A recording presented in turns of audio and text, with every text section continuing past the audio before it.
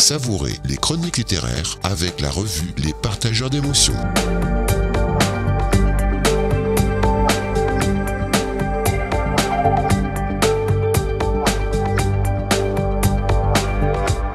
Bonjour et bienvenue pour cette nouvelle chronique littéraire. Joe Cricor est un auteur cannois très éclectique. Jugez plutôt.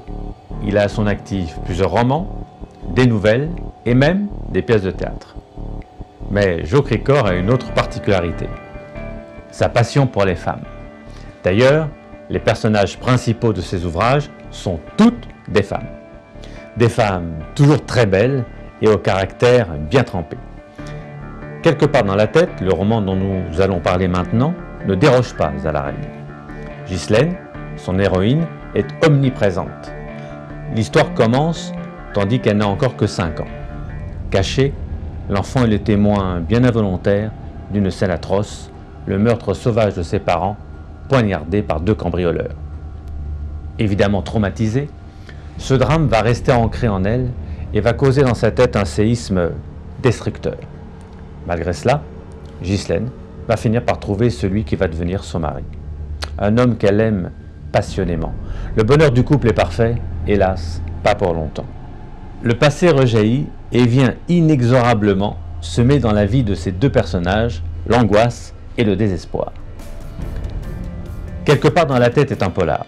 Un polar comme on les aime, avec du suspense, des rebondissements, des personnages troubles et des fausses pistes. En même temps, il n'est pas que cela. À l'histoire policière déjà forte, vient s'entremêler une autre histoire, celle d'un amour véritable entre une femme et son mari. Un amour intransigeant, jusqu'au boutiste, de part et d'autre. Enfin, un soupçon de fantastique vient rehausser, s'il en était encore besoin, ce cocktail déjà très épicé. C'est typiquement le style d'ouvrage que l'on commence et qu'on ne lâche plus, emporté par un maelstrom d'action et d'émotion tout au long de ce thriller de 476 pages. Édité en auto-édition, vous pouvez vous procurer quelque part dans la tête en le commandant directement auprès de l'auteur à l'adresse qui s'affiche maintenant sur l'écran, paperjean@free.fr. À bientôt. Vous voulez vous aussi bénéficier d'une chronique télé et faire connaître votre ouvrage? Envoyez vos demandes à contact@lespartageursémotions.com.